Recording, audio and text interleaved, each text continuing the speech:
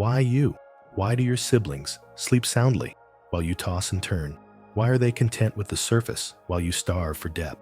Same roof, same parents, different spirit. God has chosen you as a doorway. He needs an entry point to step into your family's history. Your siblings may have locked their hearts, but you are permeable. You are sensitive. You are vulnerable. The cracks in your heart are exactly where God's light enters. He did not pick the strongest. He picked the most open. If you want to understand the mission behind your sensitivity, hit like and subscribe so we can go deeper together. Here is the sign that confirms you are that open door. Number 1, you notice the truths that others overlook. You have sat at the family dinner table and felt a sudden heaviness while everyone else laughed. You notice the shadows behind a smile and the silence that speaks louder than words. There are moments when you look around your own family and realize your heart does not move the same way. The world calls this being oversensitive or critical, but the Spirit calls it discernment. You are not imagining things. You are functioning as a spiritual seismograph. Just as a needle on a seismograph trembles at the deep shifting of the earth long before the earthquake hits the surface, your spirit detects the vibrations of brokenness before the crisis manifests. God did not give you this sight to judge your family. He gave it to you so you would not be lulled to sleep by their routine. While others adapt to patterns that have existed for years, something in you quietly resists. You are the designated watchman. In ancient times, the city slept in peace only because one person stayed awake on the wall to watch for the approaching enemy. Your inability to ignore the truth is not a flaw. It is a divine safeguard. Consider Joseph in the book of Genesis. He saw God's hand in dreams long before circumstances confirmed them. His brothers saw only sheaves of wheat and stars, but Joseph saw a divine mandate. He perceived reality through a spiritual lens rather than a cultural one. Like Joseph, your vision is a responsibility. You see the cracks in the foundation so that you can be the one who prays for the restoration before the house falls. Your burden of sight is actually the beginning of their healing. Number 2, you were chosen to break the generational patterns. You often feel an intense internal resistance to the way things have always been done. When you see patterns of anger, addiction, or silence in your lineage, a fire rises within you that says, "This stops with me." You are standing in the tension between what was inherited and what must now be surrendered. This is not merely a desire for self-improvement. It is a spiritual assignment. You have been positioned as a human dam. A toxic river of generational iniquity has flowed unchecked for decades, but now it is slammed into the wall of your faith. The pressure you feel is not just your own pain. It is the weight of the water piling up as you force the flow to change direction. To the family, your refusal to continue these traditions may look like betrayal, but in the kingdom, it is a holy betrayal. You are betraying the dysfunction of the past to be loyal to the destiny of the future. Breaking a pattern does not always look dramatic. Sometimes it is choosing forgiveness where bitterness was normal. You are the filter that catches the poison so that the water flowing to your children is clean. King Josiah exemplifies this radical stance. As recorded in 2 Kings 22, he became king and realized his fathers had led the people into idolatry. He did not make excuses for them. Instead, he did what was right in the eyes of the Lord and did not turn aside. His obedience interrupted a downward spiritual cycle. Like Josiah, you are the pivot point. The chaos of the past ends at your feet, and a new legacy of peace begins with your obedience. You are not just surviving your family history, you are rewriting it. Number 3, you are willing to carry what others avoided.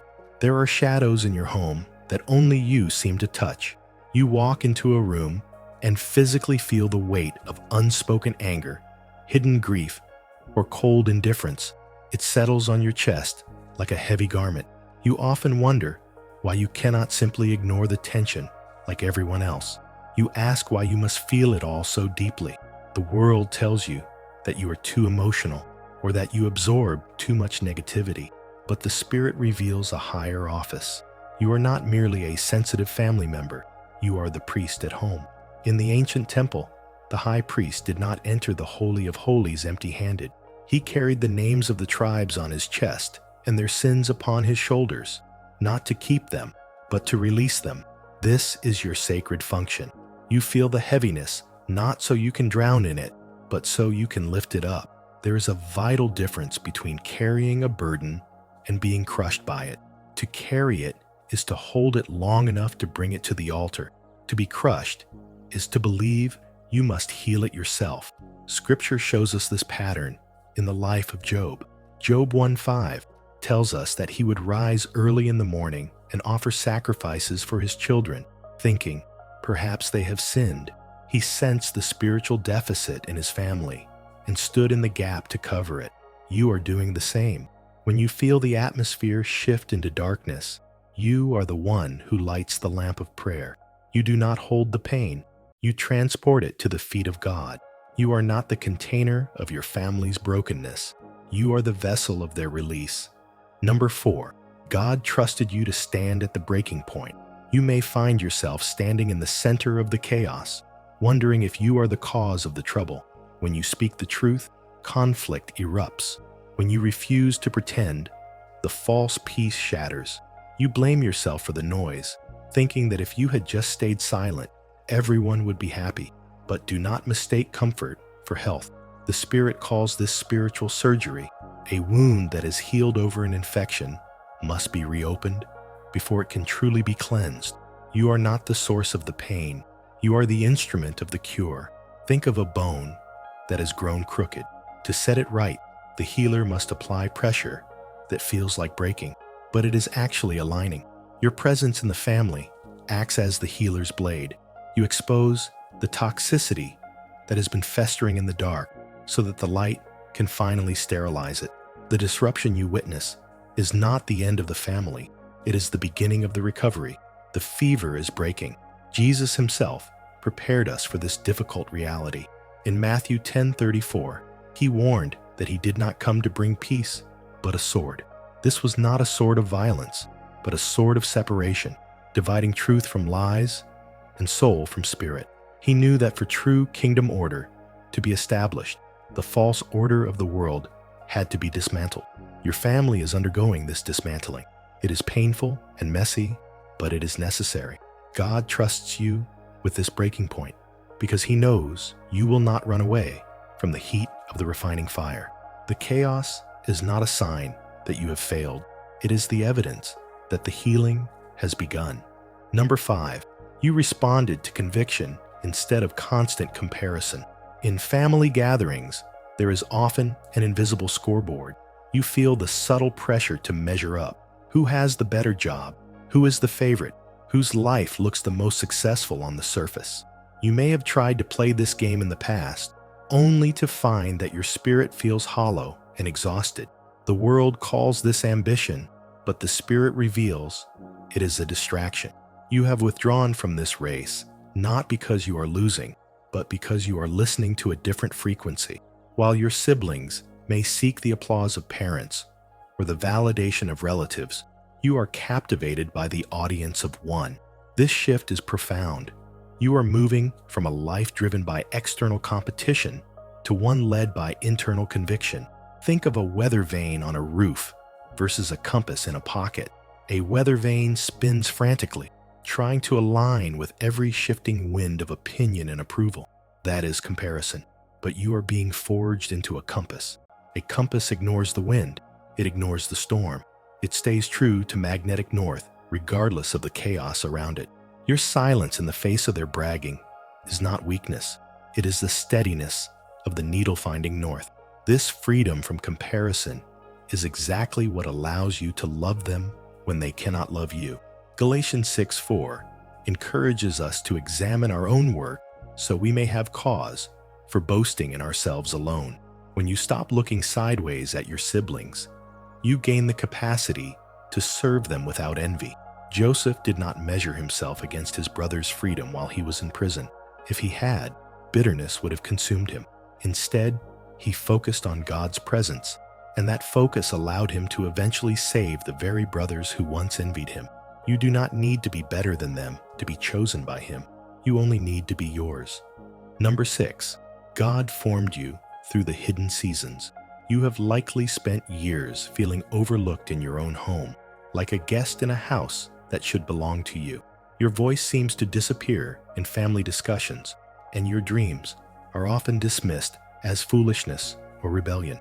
You wonder why God would grant you such a deep vision, but leave you in the shadows where no one sees your value.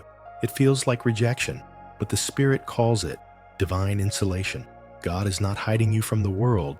He is hiding you for himself. This is a holy quarantine.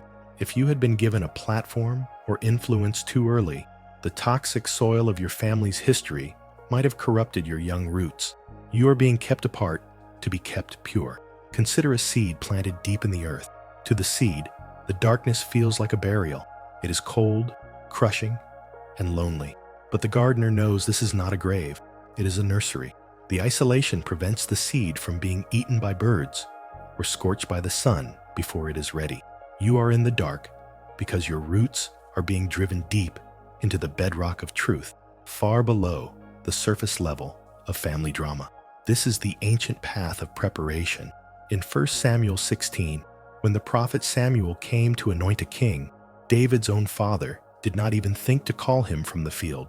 He was forgotten by his family, yet he was being shaped by God in the silence of the pasture. Psalm 105:19 reminds us that until the time that his word came to pass, the word of the Lord tested him. The hidden season was where David learned to fight lions and bears so that he could eventually face giants. You are not being ignored. You are being incubated for a season of great harvest. Number 7. God needed a faithful witness, not a perfect one.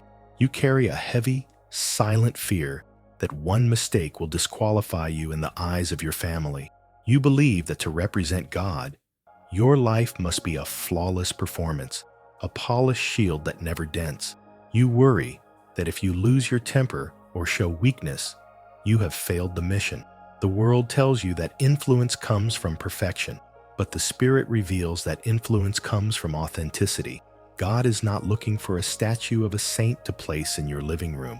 He is looking for a living, breathing witness who knows how to kneel. If you were perfect, your family would not see God. They would only see your willpower. Your flawlessness would not draw them in. It would only make them feel judged and distanced. The spiritual reality is that your vulnerability is your most powerful sermon. When you stumble but choose to stand again in grace, you show them that God is not a harsh taskmaster for the perfect, but a healer for the broken. It is your dependency, not your competency, that shifts the atmosphere. Think of an earthen vessel, a simple clay jar containing a brilliant lamp. If the jar is sealed tight without a single crack, the light remains trapped inside, invisible to those sitting in the dark. It is only through the fractures and the broken places that the light streams out to illuminate the room. Your scars are not defects. They are windows. They are the open spaces where the glory of God spills out into the mundane struggles of your household. The Apostle Paul understood this paradox deeply. He pleaded for his weakness to be removed. Yet in 2 Corinthians 12:9, the Lord answered that his power is made perfect in weakness. Paul did not hide his struggle. He boasted in it so that the power of Christ might rest upon him. Likewise, Peter's denial of Christ did not disqualify him. It prepared him to lead with humility rather than arrogance. Your family does not need a perfect Savior in you. They need to see you holding the hand of the one who is. Your scars preach a gospel of grace that your perfection never could. Do not dismiss the sudden clarity you feel right now. This is not just a video. It is a divine appointment. The isolation you endured was never abandonment. It was consecration.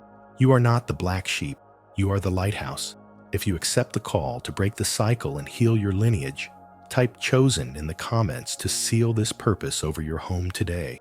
To keep your spiritual eyes open and recognize the signs before others do, like and subscribe. Do not walk back into the fog. Your obedience is the miracle they have been waiting for.